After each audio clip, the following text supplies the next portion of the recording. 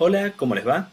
En este video vamos a resolver el ejercicio 1 de la unidad 3, que es la termodinámica de los seres vivos para biofísica del CBC. Veamos el enunciado.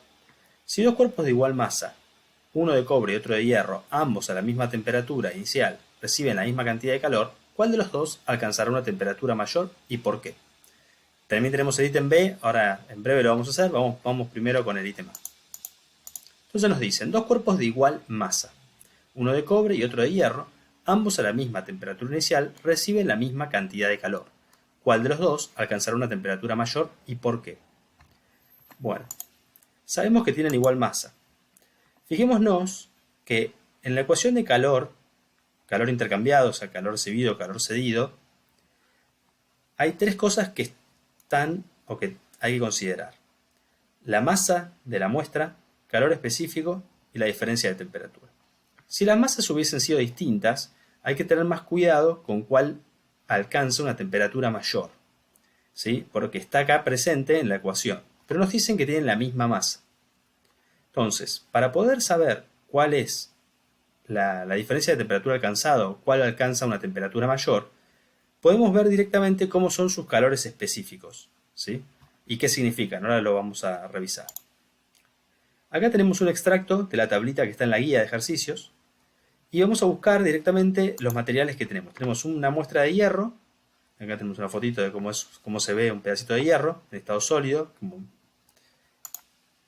Y podemos ver acá en la tablita que su calor específico puede estar en varias unidades, ¿no?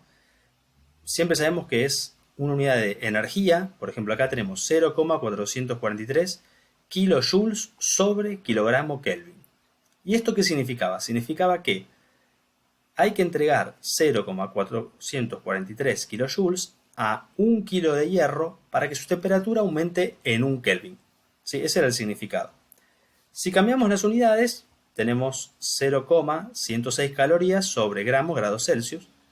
¿Y qué nos dice esto? Que para aumentar la temperatura en 1 grado Celsius de 1 gramo de hierro, necesitamos entregar 0,106 calorías. ¿Está bien? Entonces, ahora veamos cómo es el calor específico, pero del otro material. El otro material es el cobre. ¿Sí? A ver, ¿cómo es el calor específico? Bueno, buscamos en la tablita el cobre y vemos que el calor específico, por ejemplo, si trabajamos en calorías sobre gramos grados Celsius, es 0,092 calorías sobre gramos grados Celsius. Es decir, hay que darle a esa muestra de cobre, que se ve más o menos así en estado sólido, 0,092 calorías por cada gramo, y eso nos permitirá aumentar ese gramo en 1 grado Celsius, ¿no? Entonces, si comparamos los calores específicos, vemos que el calor específico del hierro es mayor.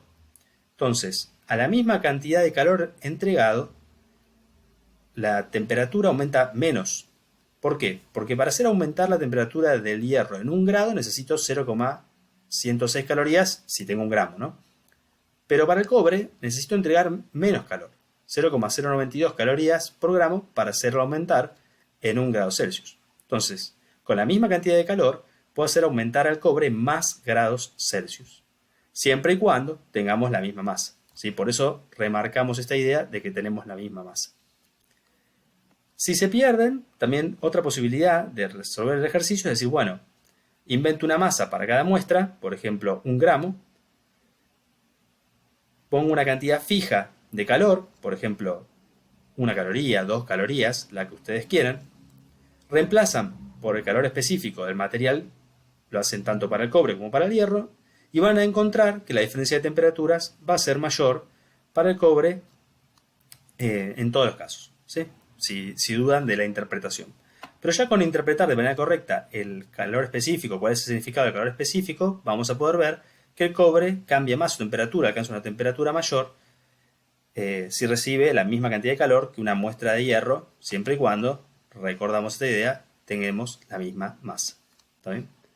Bueno, vamos a resolver el ítem B. En el ítem B nos dicen lo siguiente. Dos cuerpos de igual material y distinta masa se introducen con temperaturas iniciales diferentes en un recipiente adiabático de capacidad calorífica despreciable, hasta que alcanzan el equilibrio térmico. ¿Cuál de los dos experimenta mayor variación en su temperatura? ¿Qué suposición hay que hacer para responder esta pregunta? Bueno, tenemos un recipiente adiabático. Si un recipiente adiabático era aquel en el cual las paredes no intercambiaban calor con los objetos que introducimos dentro del recipiente. Entonces, los objetos que van a estar adentro van a intercambiar calor entre sí, pero no con el exterior, ¿sí? Ni tampoco el exterior puede intercambiar con los objetos. Entonces son paredes totalmente aislantes. Es la idea de cómo funciona un termo, ¿no? Un termo tradicional. Aunque los termos tienen un poco una capacidad calorífica que a veces no es despreciable porque absorben calor, ¿sí? En algunos tipos de termos, otros son muy buenos, entonces si yo toco las paredes del termo, no siento que hayan cambiado su temperatura cuando introducimos, por ejemplo, agua caliente. Pero esa es la idea, ¿no? Que las paredes no intercambian calor ni con lo que introducimos ni con el exterior. Entonces los intercambios de calor ocurren dentro de este recipiente. Entonces nos dice, en un recipiente adiabático de capacidad calorífica despreciable, o sea que no absorbe calor de las muestras ni cede calor de los objetos que pongamos dentro, y nos dicen que tenemos dos cuerpos de igual material, ¿sí? Entonces el calor específico que vamos a considerar es el mismo, porque tiene el mismo material, pero tiene distinta masa, ¿sí? Y se introducen con temperaturas iniciales diferentes. Vamos a hacer una esquemita, por ejemplo acá. Puse dos pedacitos de hierro, solo para dar un ejemplo, son del mismo material, pero de distinta masa. Uno va a tener una menor masa y otro una mayor, ¿sí? Y va a haber un intercambio de calor, ¿sí? De energía, que no sé si va para la derecha, si va para la izquierda, no lo sé, porque no sé cuál de las dos muestras tiene mayor temperatura. ¿Sí? Sabemos que el calor es energía que fluye del objeto de mayor temperatura al objeto de menor temperatura. Pero en este caso no sé cuál es el que está a mayor temperatura. Entonces no sé si va desde la muestra de mayor masa a la muestra de menor masa o viceversa. No lo sé. ¿Está bien?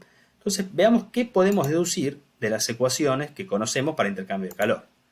Entonces las planteamos. Decimos, bueno, tenemos la muestra 1, que es la más pequeña, la muestra 2, que es la mayor. Igual podemos hacer las cuentas sin decir quién es quién y después deducir a ver qué nos dicen las ecuaciones. Y con esto vamos a trabajar, ¿sí? Tenemos el calor intercambiado por la muestra 1, que es la pequeña, el calor intercambiado por la muestra 2, que es la mayor.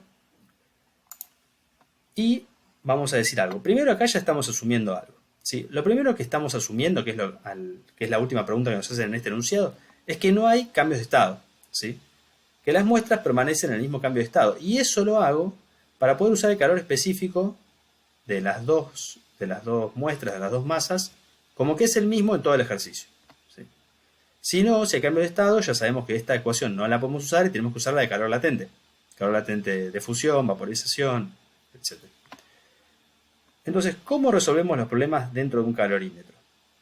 Un calorímetro ideal. La idea es que la suma de los calores, recordemos que cada calor tiene un signo, ¿sí? Porque el delta T, que es un cambio de temperaturas, puede ser positivo o negativo.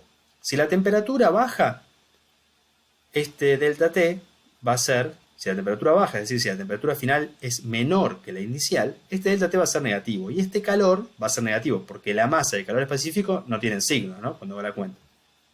Ahora, si el delta T sube, o sea, la temperatura final es mayor que la inicial, esta resta es positiva y el calor intercambiado es positivo, o sea que absorbió calor. ¿Cómo trabajamos en los calorímetros? Usamos esta ecuación que nos dice que la sumatoria de los calores intercambiados, ¿sí?, tiene que dar 0. ¿Por qué? Porque si una muestra absorbe calor, la otra la cede. Entonces, si una muestra cede 10 calorías, por ejemplo, que sería menos 10 calorías porque las está perdiendo, la otra gana 10 calorías, pero la suma total es 0, ¿sí?, de calores intercambiados. Por eso acá yo escribo, la sumatoria de los calores intercambiados es Q1 más Q2 igual a 0. El signo no está en la ecuación, sino que está dentro del delta T. ¿Está bien? Bueno, entonces siempre que tengamos un calorímetro, todo lo que está dentro intercambia calor entre sí, pero la suma de los calores intercambiados es 0. ¿A qué conclusión llegamos? Que si la suma de los calores es 0, el calor 1 tiene que ser menos el calor 2, o viceversa, ¿sí? Básicamente, lo que me interesa acá es decir que las cantidades en módulo lo que nos permitía el módulo es sacarle el signo, ¿no?, y quedarnos con el valor absoluto. Entonces, lo que nos interesa decir es, por ejemplo, si el calor intercambiado es 10 calorías, si uno gana 10 calorías, el otro cede 10 calorías. Pero ambos intercambian 10 calorías, tanto para absorber como para ceder. Siempre lo que va a estar pasando es que el objeto que tenga mayor temperatura le va a ceder calor al de menos temperatura. Considerando el signo, el objeto que cede tiene un calor negativo, un calor intercambiado negativo, porque los pierde esas calorías, o joules, ¿no? Si usan joules como unidad. Y el otro objeto, el que gana calor, tiene un calor positivo, pero va a absorber la misma cantidad que el otro cedió. Por eso podemos considerar esta igualdad que dice que el módulo de Q1 es igual al módulo de Q2. Entonces los valores absolutos tienen que ser iguales. Bien, entonces considerando esto decimos, bueno, pero ¿quién era Q1? Q1 es la masa de la muestra 1 por calor específico por delta T1. Pero delta T1 tenía un signo, como dije hace un rato. Ahora, como quiero el módulo, le aplico el módulo, ¿sí?, a delta T1 y entonces considero solo el valor absoluto. ¿Cuál es la variación de temperatura? Tanto si sube 10 grados, si baja 10 grados, pero solo el valor absoluto. Lo mismo para Q2, masa 2 por calor específico por delta T2. Y acá usamos el truco de que estamos considerando el mismo material, por eso tienen el mismo calor específico, y que no hay cambios de estado. Entonces, esto está ocurriendo en el mismo estado, las dos muestras son sólidas, las dos muestras son líquidas, y entonces eso nos permite, como el calor específico está multiplicando a ambos lados, poder cancelarlo, ¿sí? Puedo pensar como que divido ambos lados por C, y C se va. Entonces llego a una nueva igualdad, que nos dice que la masa 1 por delta T1 tiene que ser igual a la masa 2 por delta T2. Entonces llegamos a una expresión donde hay un producto de dos términos que tiene que ser igual, ¿sí? Entonces, para que eso ocurra, puedo pensar, si la masa 1 es chica, ¿sí?, por ejemplo, 1 gramo, y delta T1 es 1, o 2, o 3, ahora les muestro un ejemplo numérico. Veamos con el ejemplo numérico, así queda más claro. Por ejemplo, supongamos que la masa 1 es la masa grande, o la masa chica, es lo mismo, pero pongámosle valores fijos para que esto quede claro. Supongamos que la masa 1 es la masa grande y vale 10 unidades. Y hay un delta T de 1, ¿está bien? Que tanto para subir o para bajar. Entonces, si yo tengo 10 por 1, 10, para que este número sea lo mismo del otro lado, supongamos que del otro lado ahora la masa 2 es la masa chica, que vale 1, entonces delta T tiene que ser más grande, tiene que ser 10, comparado con este delta T, para que este producto me dé igual. ¿Sí? Entonces, si la masa 1 es la masa grande y delta T1 es algún valor, para que este producto sea igual para la masa 2 y delta T2, lo que tiene que ocurrir es que la masa 2, si es la chica, delta T sea mayor. ¿Está bien? Entonces siempre va a pasar que si yo tengo el mismo material y diferentes masas, y hay un intercambio de calor, el intercambio de calor tiene que ver con la diferencia de temperatura. O sea, nos estaban diciendo que la temperatura de una de las muestras es diferente a la otra. Yo no sé cuál está a mayor temperatura. Pero lo que sí sé es que si yo quiero que los módulos de los calores sean iguales, va a pasar esto. Voy a llegar a esta ecuación de masa 1 por delta T1 tiene que ser igual a masa 2 por delta T2.